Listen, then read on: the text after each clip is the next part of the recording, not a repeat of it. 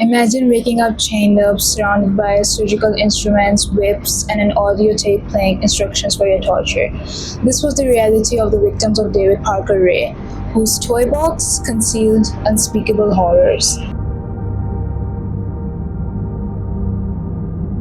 David Parker Ray was a sadistic toy box killer who targeted women.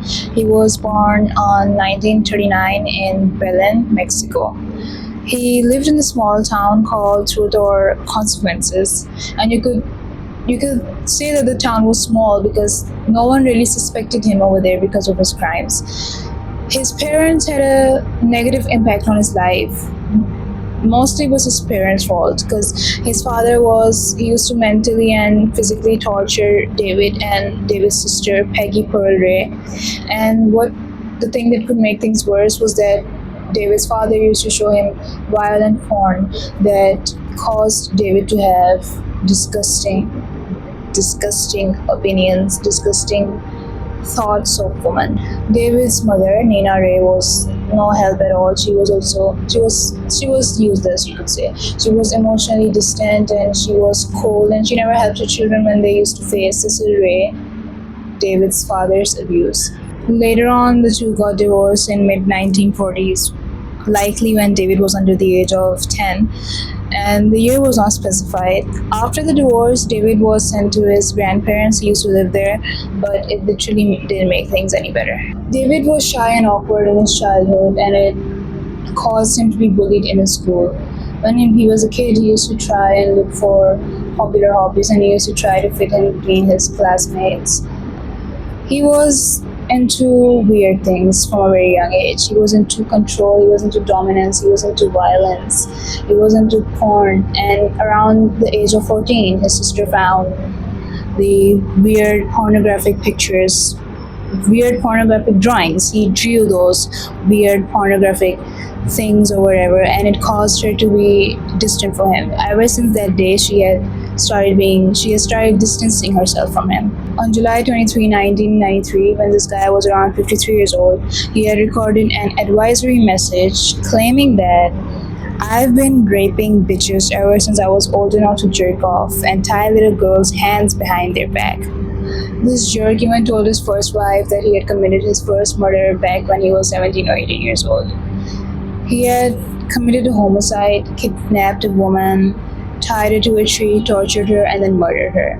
But it was unclear whether he was trying to scare his wife or he actually just committed that crime. Later on, the two got divorced, but he was married again 3 times more. David enlisted in the US Army around 1950s or 60s, and he served there as a mechanic, which explained how he was able to build those torture devices later on. He used soundproofing methods on his torture devices, and he used to keep them in his trailer, also known as a toy box killer. And he used to kidnap 45 women a year, holding each one captive for 3 months and torturing them. What would he do to these women? Everyone's nightmare. He used to rape those women. He used to torture them with surgical instruments. He used to invite his wife, his male friends, his male dog to rape the victim. He used disturbing items like whips, pulleys, chains, clamps, surgical blades, electric shock machines, leg spreader bars, and even saws to torture this poor woman. Many women that he had been dating were also victims of this torture, and he had this soundproof trailer located right outside his Elephant Butte property, and he spent over $100,000 on this thing. He made a makeshift generator, he had a makeshift pillory, he had a 4-lined coffin. He used locks and pulleys to stop his victims from escaping, and he was so sick that he had a mirror on the ceiling. Like, it was above an obstetric table where he used to strap his victims, and the mirror was there so that they could see themselves being raped and tortured. This psycho had wooden contraptions where he used to bend his victims over and he used to do whatever he wanted, whatever disgusting things he used to do. He had a girlfriend, a 37-year-old girlfriend, Cindy Handy, and she was involved in drug-related crimes. She used to steal things, etc., etc. And the two became romantically involved, and they both bonded over the twisted sexual fantasies, and the victims were also forced to plays Cindy as well. David had three children, two girls, one boy. The boy and one of the girls were not involved, but the other girl, Glenda Jessie Ray, she was aware of what the father was doing from a very young age. In her early 20s, she tried alerting the FBI about what her father was doing. She claimed that he was raping and torturing and selling women to buyers in Mexico, but the authorities didn't take her serious. Later on, she must have got manipulated herself that she was helping her father too. She used to restrain them, she used to drug them, she used to like lure them, she used to lure the victims in. And she even used to prepare the victims for whatever her father was going to do. She used to prepare the victims for his room. And just like that, the victims were also forced to sexually satisfy Jesse as well. David was a mechanic at a used car company, and he used to have arguments with a related guy named Billy Ray Bowers. He was a co-owner of that company, and the two used to have conflicts and arguments. The guy, Billy Ray Bowers, disappeared from Phoenix, Arizona on September 25, 1988. Then a year later, on September 28, 1989, a fisherman found the man's dead body, which was wrapped in a blue tarp, and the ID wasn't identified by the authorities, but it was clear that the man had been shot in the back of his head. Later on, David's girlfriend revealed that David had already told her that he had killed the man and threw him in a lake.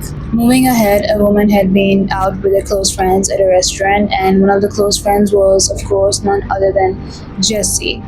The two had an argument, and it resulted in Jessie leaving the restaurant with her father. A 22-year-old woman was last seen at the Frontier restaurant, Jill Suzanne Troya, the same woman that Jessie had argued with. Her body was never found, but there was a detailed description similar to Jill on Ray's journal, which definitely meant that she had unfortunately been a victim of the twisted man. Among the things found with the victims, there was a two-page letter written by an Australian man to a white woman, an 18-year-old white woman named Connie. And based on Ray's journal, it was clear that she was the one that the Australian man had written a letter to. The woman was, of course, his victim, and she wasn't found, probably dead. She was identified with long blonde hair, she had a birthmark on her chest, and she was 5'3" in height, exactly what was written in David's journal. The authorities tried to look for the Australian man named Mark so that he could give them information about her family and friends, but the police was unsuccessful in doing so. Another victim was a 22-year-old woman who was named Celia Mary Parker, and she lived at the shores of Elephant Butte Lake. She was a homeless woman living in a tent with her two babies. This woman knew David through his daughter Jessie, and Jessie had already given the woman meth and coke, which meant that the woman was already vulnerable. Sylvia's boyfriend at that time was Dennis Yancey, who was also involved in the psychotic club. And when she had been abducted, when she was in the trailer, he had tortured her along with the other two, and they had strangled her. Dennis Yancey, the boyfriend, her own man, had strangled her under Ray's command. Later on, Dennis Yancey had showed the police where David and his daughter had thrown the body, but the body was not found there because David had actually moved it because he didn't trust Yancey enough to keep the secret in for long. And he was somehow right. On June 30th, 1999, a man named Ralph Tudor was fishing at the Butte Lake at around 10:30 a.m. when he came across an 80-pound gunny sack, which was filled with flesh. There was no bones, there was no organs, it was just pure flesh, and the man thought that it could be some animal, but he was wrong. It was a human.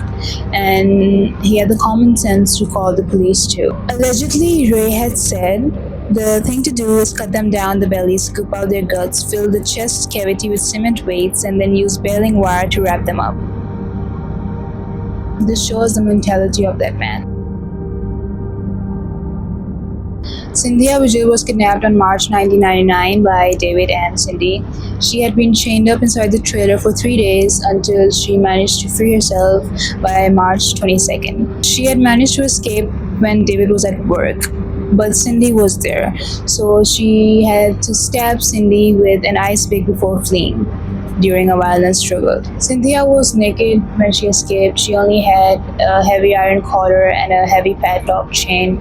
She had ran to the nearby home where the residents called the police, thankfully, and that was where Ray's arrest took place. Another victim, Angelica Montano, revealed that she had been lured in by Cindy under the pretense of picking up cake mix, and she had been held captive, raped, tortured, but they had the heart. I don't know how did they have the heart to leave her by a highway. They had left her by a highway, and she had tried to report it earlier, but her story had been ignored. A third survivor, Kelly Garrett, was later on recognized by a videotape that was found in the trailer. In 1996, Gray's daughter, Jessie, had spiked her drink in a bar and she had delivered the woman to David. Jessie had delivered the woman to her father, and the woman had to endure 2 days of pure torture. And when she was released, she was in trauma and disbelief. Like, she couldn't believe what had happened to her, and she was too terrified to actually speak up about what had happened. So she stayed silent until the police themselves identified her through the videotape. And because of all these survivors' testimonies, David and Cindy were arrested. When the police found the trailer, the toy box, they found the torture devices that he was using to torture them, all those items that I had mentioned earlier. They even found an audio tape that he was playing for every victim to terrify them, to manipulate them, to try and make things easier for himself. Scattered through were sex toys along with personal items like jewelry that obviously belonged to the victims, to the women that he had tortured. David Parker Ray's cases were messy and complicated, and the judge had decided that the three non-survivors, Kelly Garrett, Cynthia Vigil, and Angelica Montano's cases were going to be tried separately, which basically weakened the testimonies of the three survivors. Some of the most important evidence, like the creepy audio tape that Ray had recorded, was not allowed in certain trials. His first trial for crimes against Kelly Garrett were dismissed, or they were mistrialed, because most of the jurors didn't believe her story. But at the second trial, he was convicted on all 12 charges. While he was facing another trial for Cynthia Vigil, he made a plea deal that his daughter shouldn't get a harsher punishment. And it included in the deal that he would get a 224-year prison sentence. Jessie pled no contest to her crimes, and she got 30 months in prison and 5 years probation. Dennis Roy Yancey, the same man who had strangled his girlfriend to death, was sentenced 30 years in prison. He was released in 2010, but he was sent back again because he broke the parole, and he stayed there until 2021. Cindy Handy admitted her part and testified against her boyfriend David. She got 36 years, was paroled in 2017, and got released in 2019. But Ray himself, the main person in all this, the main guy, he did not serve his years. He died just 1 year after being sentenced. He died of a heart attack at the age of 62 in 2002, right before he was going to be questioned about the other victims he may have tortured and killed. But he died, and this is why the exact number of the women he tortured still remains unknown. In the end, David Parker Ray was sentenced to 224 years in prison, but he only lived to serve 1. His accomplices were punished, but his own crimes, the mystery of his own crimes, still remain a mystery. Like, we do not know how many victims he has tortured or killed. Up till now, the investigators are sure that there are more victims, up to at least 60 victims.